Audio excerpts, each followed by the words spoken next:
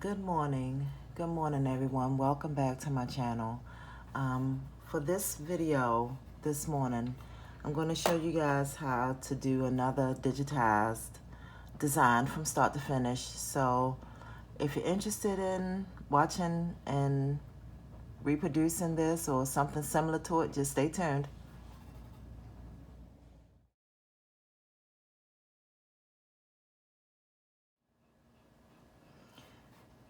Well, I'm back. I wind up going into my software and going to the letters, the lettering, and I wasn't sure if I wanted it print or if I wanted it cursive.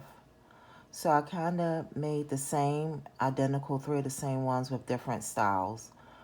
So what I think I'm gonna do is I'm gonna use bits and pieces from each one. Well, and I won't say each one, but the latter two, that's the cursives.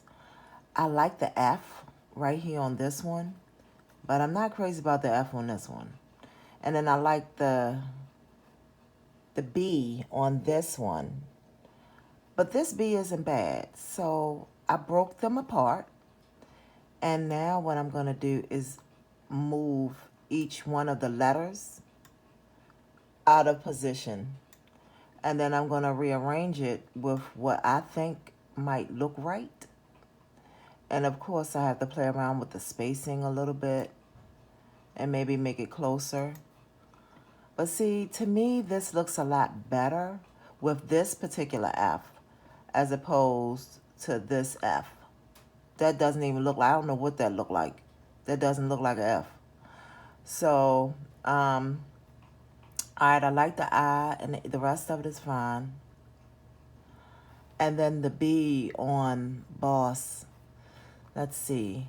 I like how the O, the S, and the S is connected. This one up top, it's not really connected like that. So I'm going to take this B. Oh, let me undo this. I thought I broke it apart. So you just go up to undo move. It'll put it exactly back. And then what you want to do, you're going to click on it and go to arrange. Go down to break apart. And that breaks this word apart. It makes it separate. So I'm going to move the B out of the way. I got to break this one apart as well. I thought I broke it apart already. Break apart. And I'm going to move this B into position. I definitely like the changes that I made. I like this version of it. And they're two different fonts. One is the script font, and I can't remember what the other one is. So I'm going to clean this up, guys, and size this up. I don't want this to be a really long video. I'll come back when I'm ready to do a test stitch on my computer. So hold on, stay tuned.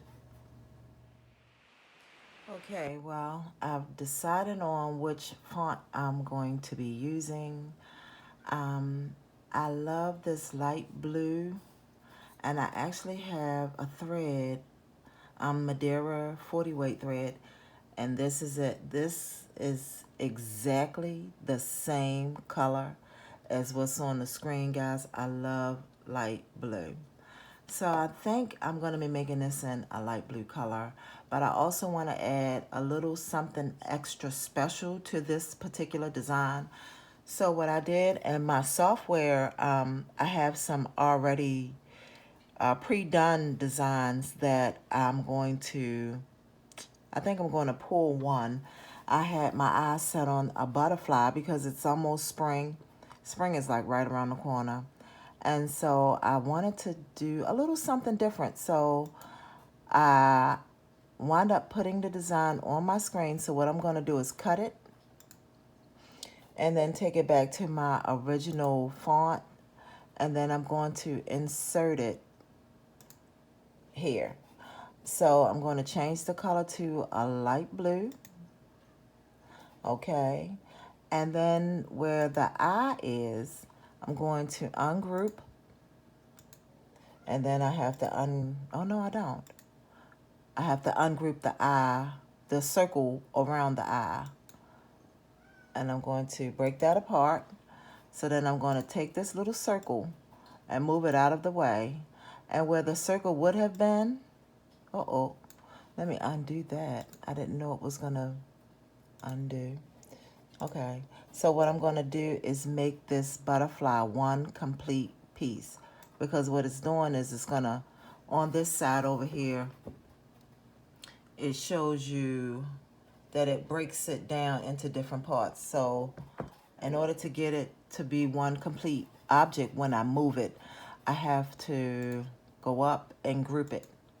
Now I can weld it together, which I may do. I may just weld it, but for the purposes right now of me just being able to move the butterfly in one complete piece without it coming apart, I'm going to put it right there.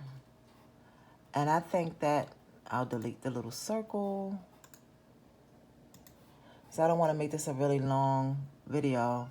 And I'm going to resize it, make it a little bit smaller so that it'll look like it fits in to the design. So that's 1.6, okay. And then I'll move it over and just, right. So I think that looks really, really nice, guys. I'm going to do a test stitch. Well, I'm going to have it do the stitch player on my machine. Speed this up a little bit more.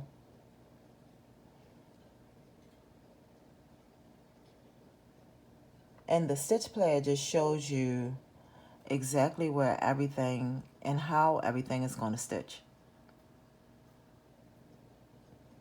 And then there's the butterfly.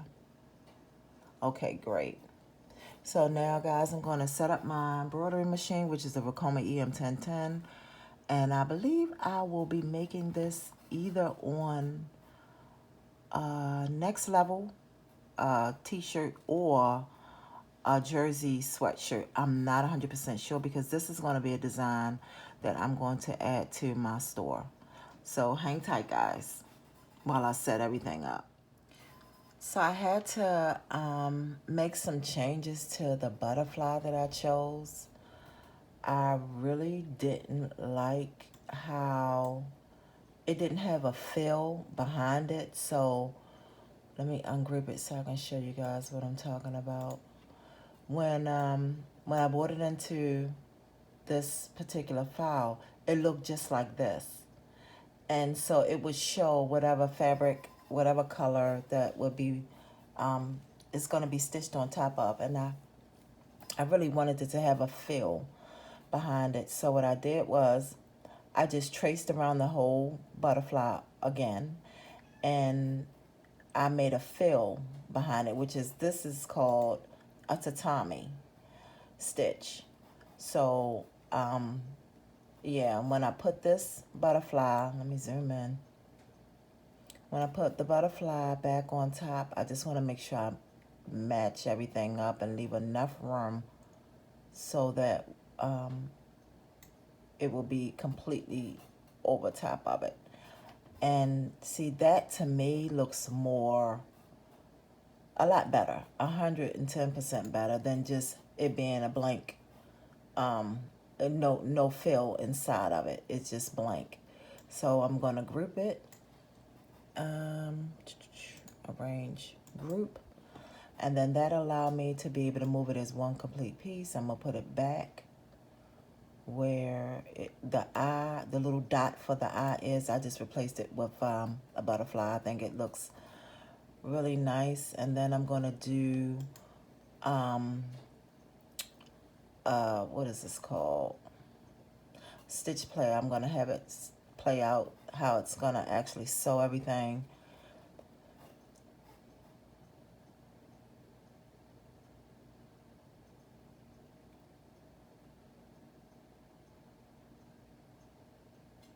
Okay, and then I'm going to check my dimensions with my approval sheet.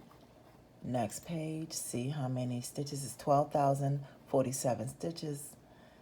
And the design is 4.3 inches in height and 9.67 inches in width.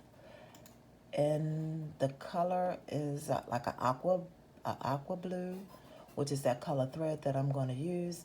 And it's going to take 14 minutes and 25 seconds to stitch out on my machine. So close that, and I'm going to finish getting my machine set up, guys. Be right back.